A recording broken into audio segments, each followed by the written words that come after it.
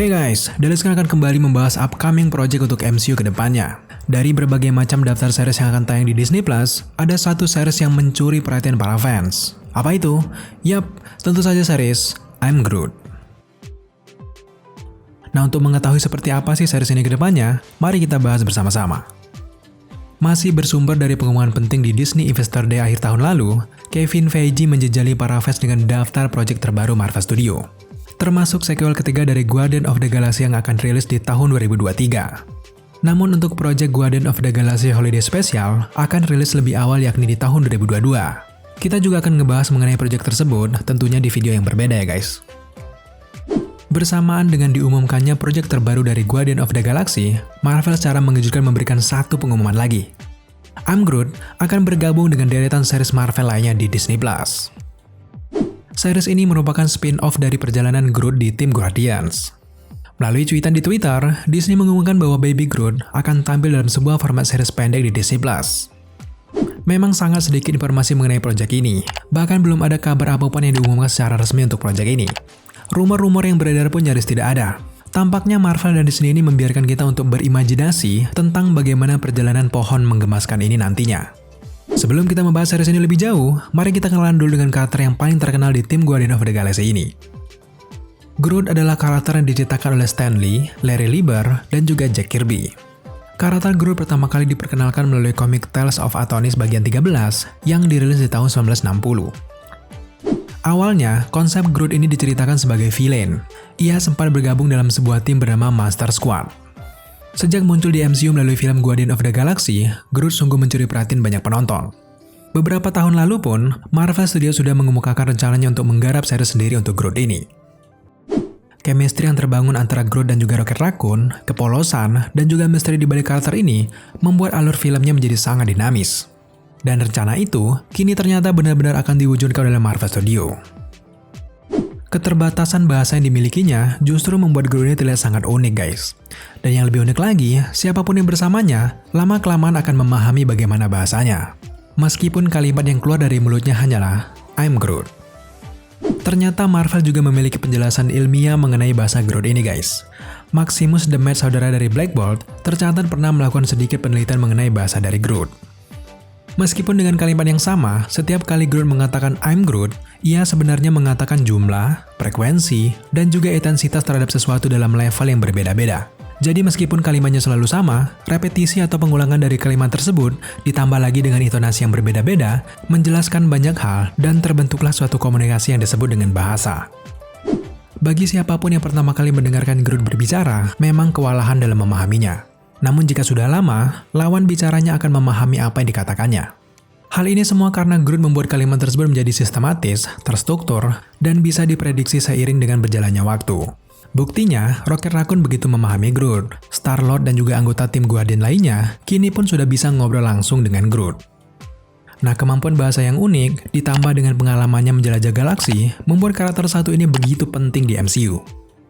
Bentuk tubuh yang sangat menggemaskan, apalagi saat menjadi Baby Groot, sepertinya membuat pihak Marvel Studios yakin Groot akan memiliki banyak fans dari seluruh kalangan usia. Menurut banyak pihak, Groot memang sangat layak mendapatkan proyek solo. Namun sebagai spin-off, series I'm Groot ini juga menimbulkan banyak sekali pertanyaan besar. Salah satu pertanyaan itu adalah, sisi mana yang akan dieksplor oleh Marvel?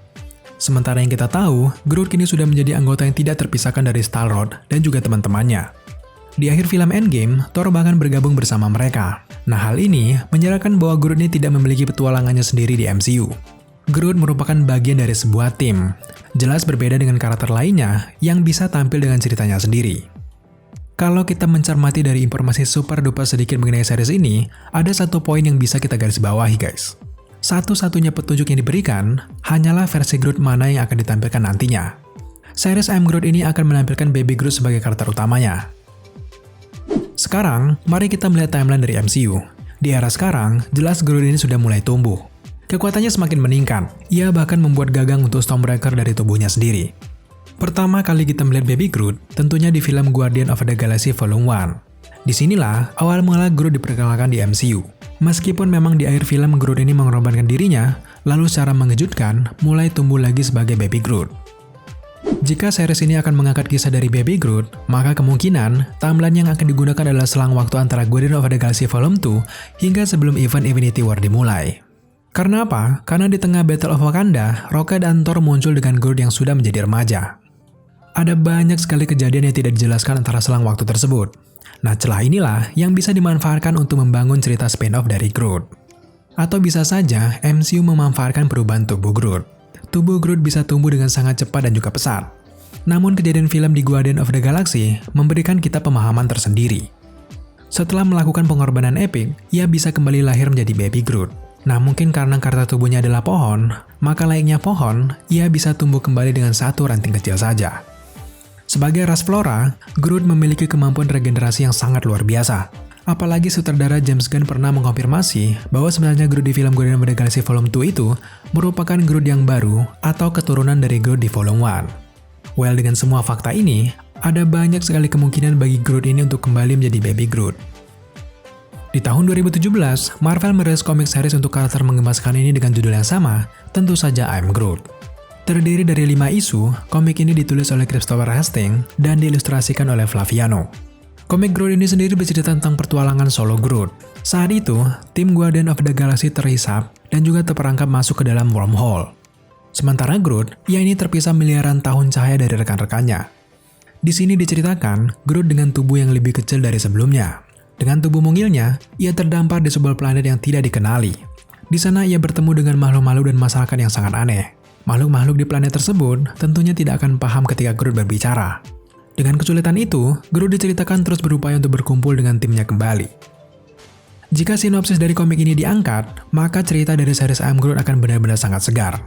Apalagi di akhir ciutannya di Twitter, Disney mengkonfirmasi bahwa akan ada karakter baru dan tidak biasa yang muncul di series ini. So, kalau menurut kalian, siapa saja karakter-karakter baru tersebut? Tentu sejauh ini masih banyak sekali waktu untuk mengumpulkan informasi dan juga teori. Kita masih terus menunggu bagaimana kabar mengenai perkembangan proyek ini. Kalau kalian punya informasi dan teori lain, jangan segan-segan untuk tambahkan di kolom komentar di bawah.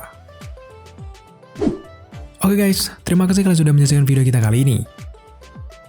Jika kalian suka dengan konten seperti ini, jangan lupa dukung kita dengan cara subscribe, like, komen, dan share, serta jangan lupa juga untuk nyalakan notifikasi, agar kalian mengetahui apabila dari screen mengupload video setiap harinya. Thank you guys.